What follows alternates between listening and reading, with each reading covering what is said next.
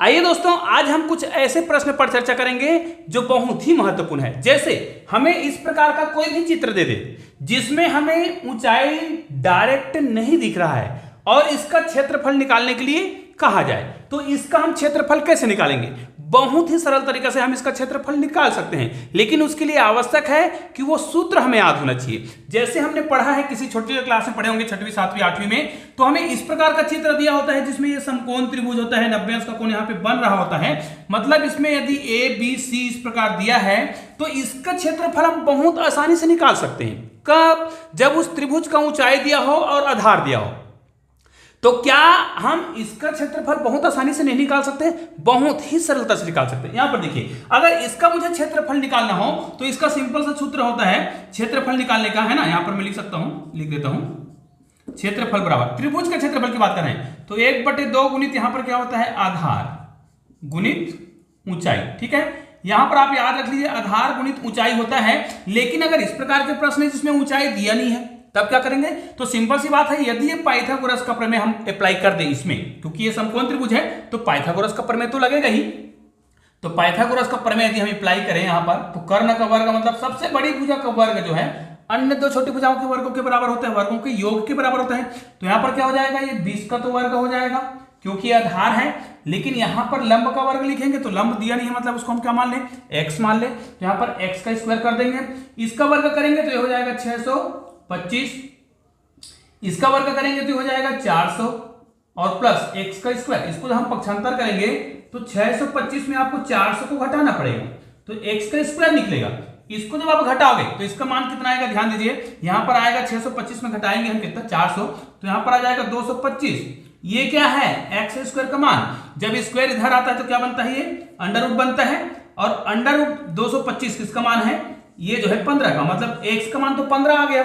अब यहां पर यदि हम x बराबर क्या लिख दें, 15 लिख दें, तो इससे अब हम क्षेत्रफल बहुत ही आसानी से निकाल सकते हैं। ध्यान दीजिए, हमें क्षेत्रफल निकालना सीखना है इसका जिसमें हमें ऊंचाई दिया ही नहीं है। तो क्या करेंगे, पहले ये देख लेते हैं किसी भी त्रिभुज का क्षेत्रफल हम कैसे निकालते हैं। तो इसका इस सूत्र का प्रयोग करते हैं, 1/2, आधार का मान दिया है 20, ठीक है, ऊंचाई का मान दिया है कितना, दिया नहीं था, डायरेक्ट नहीं दिया था, तो हमने उसको निकाल लिया।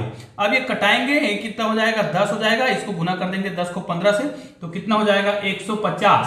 अब ये जिस प्रकार का इकाई दिया रहेगा, सेंटीमीटर, मीटर, इंच, जो भी दिया रहेगा, उस प्रकार की वर्ग इकाई शब्द का प्रयोग करेंगे। तो ये उसका क्षेत्रफल निकल गया।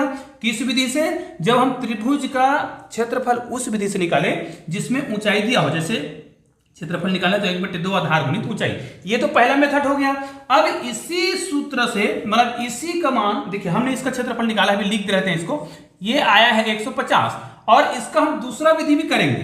दूसरा विधि से निकाल के देखेंगे इसके इतना आता है कि नहीं आता है। लेकिन उसके पहले यहां पर देखिए, इस विधि से, मतलब इस प्रश्न का मुझे क्या निकालना है, क्षेत्रफल निकालना है। तो इसके लिए क्षेत्रफल निकालने की ध्यान दीजिए, यदि आपको कोई भी त्रिभुज दे दे जिस त्रिभुज में हमें ऊंचाई डायरेक्ट नहीं दिया है, मतलब उसमें केवल 3 भुजा का मान दिया है, तो यहां पर हम लिख देते हैं ए, बी और सी, मतलब हमें 3 भुजा का मान दिया है। तो इस भुजा को हम ए मानते हैं, इसको बी मानते हैं और इसको सी, क्योंकि नामकरण करने के लिए इसको अलग से नाम दे दिया गया, इसको अलग से नाम दे दिया गया, इसको अलग से नाम दे दिया गया।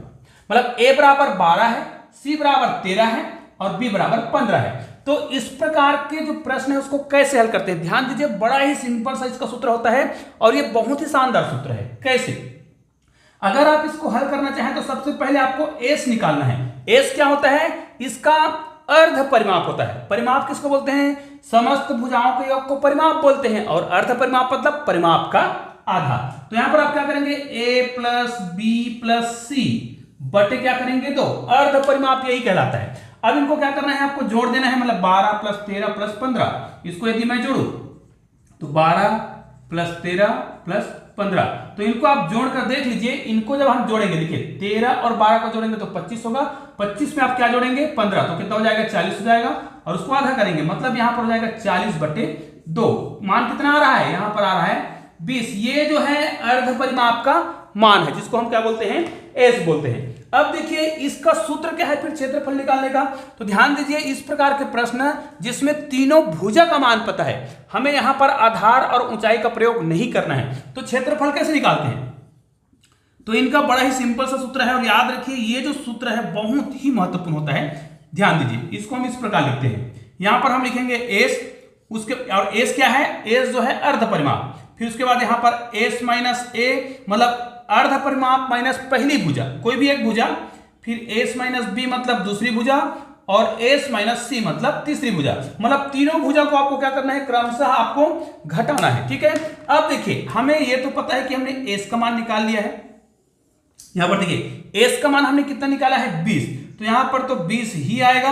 अब यहां पर देखिए 20 में आपको एस, ये एस है, ध्यान दीजिए, एस में आपको ए को घटाना है, और ए हमने 12 को माना है, तो इसका मान कितना है 20 माइनस क्या लिख देंगे 12, यहां पर क्या लिखेंगे 20 में ही घटाएंगे बी को, बी मतलब 15, ठीक है, और यहां पर 20 माइनस सी, सी मतलब 13। इस प्रकार आपको क्या करना है, इसका मान निकाल लेना है। इसको जब आप हल करोगे तो इस प्रकार आपकी संख्या प्राप्त होगा, यहां पर तो 20 ही आएगा।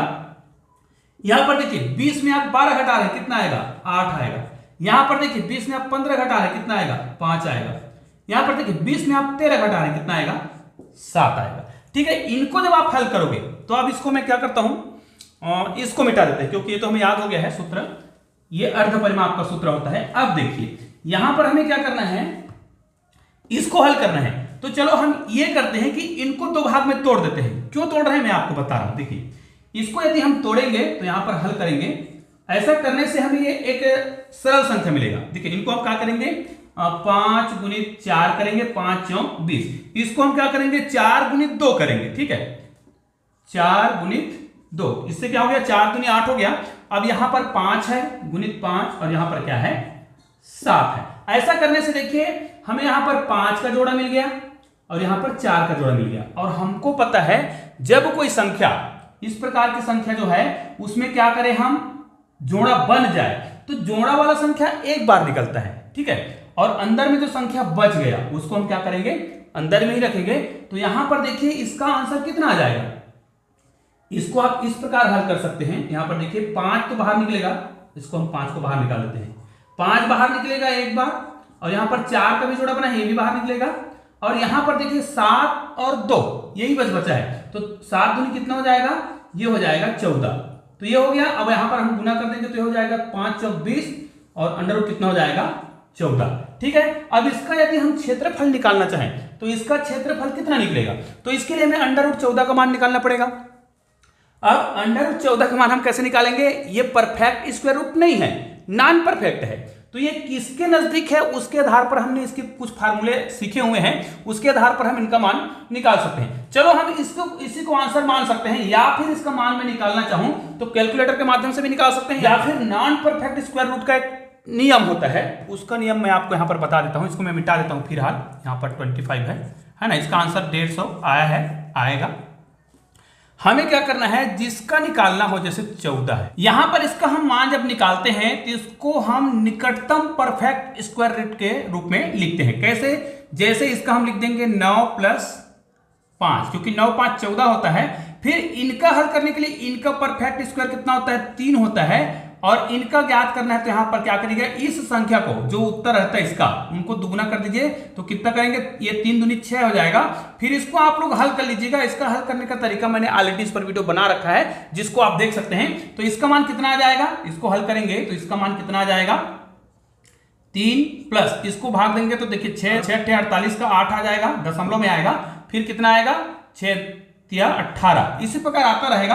तो आप इसको जोड़ सकते हैं, तो 3.83 इसका मान हो गया, टोटल मान किसका, अंडर रूट 14 का मान। तो यहां पर अंडर रूट 14 के मान मतलब ये जो आया है, ध्यान दीजिए ये एकदम परफेक्ट वैल्यू नहीं है, आप इसको कैलकुलेटर में निकालेंगे तो मान अलग आएगा, तो थोड़ा सा अलग आएगा, उससे कोई फर्क नहीं पड़ता है। अब 20 को आप जब गुना कर देंगे किससे, 20 को गुना कर देंगे किससे, इतना से 3.83, याद रखिए इसका एग्जैक्ट मान जो अगर आप कैलकुलेटर से निकालेंगे ना 3.7 कुछ आता है, ठीक है, इस प्रकार आता है, तो इनसे हमें मतलब नहीं है, ये उनका क्षेत्रफल हो जाएगा जब इसको आप गुना करेंगे तो इस विधि से आप क्षेत्रफल बहुत आसानी से निकाल सकते हैं। तो क्या ये जो फार्मूला है यहां पर काम करेगा, देखते हैं। इसी फार्मूला का उपयोग करके हम अभी जो क्षेत्रफल निकाले थे पुराना वाला, ठीक है, पुराना विधि से, तो उसी मान को निकाल कर देखते हैं कि 150 आया था, तो अभी भी वो 150 आता है कि नहीं आता है, करके देखते हैं। तो इसको हम मिटा देते हैं, देखिए, और इसी सूत्र का प्रयोग करके इसका निकालते हैं। और हमको पता है कि इसका क्षेत्रफल हमने कितना निकाला था, 150 निकाला था। तो इसी सूत्र से यदि हम इनको निकालना चाहें तो देखिए, सबसे पहले हम आधा परिमाप निकालेंगे तो कितना हो जाएगा, 15 प्लस 25 प्लस कितना 20। इसमें भी 3 भुजा है, इनका आधा करेंगे, इनको जोड़ देंगे, 15 25 40, 40 और कितना हो जाएगा 50 60 हो जाएगा। 60 का आपको करना होगा आधा, तो कितना हो जाएगा 30। अब देखिए इसका क्षेत्रफल निकालेंगे, ये त्रिभुज का क्षेत्रफल निकालेंगे तो यहां पर क्या आएगा 30। अब देखिए मैं इसको डायरेक्ट कर रहा हूं क्योंकि ये जो सूत्र है यहां पर ए को घटाएंगे, बी को घटाएंगे और सी को, क्रमशः इनको घटाते जाएंगे। 30 में आप 25 घटाएंगे तो कितना आएगा 5 आएगा, ठीक है। 30 में आप 15 घटाएंगे तो कितना आएगा 15 ही आएगा। और 30 में आप 20 घटाएंगे कितना आएगा 10 आएगा। अब इसको आप हल करके देखिए, तो इसको हम तोड़ देते हैं, ठीक है। जैसे इसको मैं किस रूप में तोड़ सकता हूं, ध्यान दीजिएगा, इसको 3 गुणित 10 में तोड़ेंगे, ये तो 5 है, इसको हम क्या करेंगे 5 गुणित 3 में तोड़ेंगे, और ये क्या है 10 है तो 10 ही रहेंगे। ऐसा क्यों, ऐसा करने से इनका जोड़ा बन गया, ध्यान दीजिएगा, जिनका जोड़ा बन रहा है उसको हम एक बार बाहर निकालेंगे। यहां पर 3 का भी जोड़ा बन रहा है तो 3 को भी निकालेंगे, और यहां पर 5 का भी जोड़ा बन रहा है, यहां पर 5 का जोड़ा बन रहा है तो इसको भी निकालेंगे। मतलब अंडर रूट में कुछ भी नहीं बचा। अब इनको आप गुना कर दीजिए तो कितना हो जाएगा 10 या 30, और 30 को गुना करेंगे 5 से, 3 पंचे 15, 150 वर्ग इकाई, मतलब जो भी इकाई होगा उस प्रकार का ये आंसर बन जाएगा। तो दोस्तों ये जो सूत्र है वो बहुत ही महत्वपूर्ण सूत्र है किसी भी प्रकार के त्रिभुज का क्षेत्रफल निकालने के लिए। आइए मैं आपको एक प्रश्न दे रहा हूं जिसका उत्तर जो है आपको इसी सूत्र के माध्यम से निकालकर बताना होगा। चलो, इसी प्रकार का कोई सूत्र है, चित्र है, जिसमें मान हम बदल देते हैं। ऐसे इस प्रकार यदि चित्र दिया हो और ये इसमें हमें पाइथागोरस प्रमेय मतलब समकोण त्रिभुज नहीं है तो 1/2 गुणित आधार गुणित ऊंचाई, इसका प्रयोग हम नहीं कर सकते। तो इसमें कौन सा सूत्र का, इस सूत्र का आपको प्रयोग करना है और इसका आंसर मुझे आपको कमेंट करके बताना है। मान लीजिए ये 7 सेंटीमीटर है, ये 8 सेंटीमीटर है और ये 5 सेंटीमीटर है। तो इस त्रिभुज का क्षेत्रफल कितना होगा, आप मुझे कमेंट जरूर कीजिएगा। इसका कमेंट करके जरूर बताइएगा कि इसका क्षेत्रफल आपको इस विधि से निकालना है, क्योंकि इसमें ऊंचाई तो दिया नहीं है। तो निश्चित रूप से आपने इस वीडियो को पूरा देखा है तो निश्चित रूप से आपको समझ आ गया होगा कि इसका क्षेत्रफल हम कैसे निकालते हैं। तो दोस्तों मिलते हैं ऐसे ही बेहतरीन वीडियो के साथ, तब तक के लिए जय हिंद जय भारत।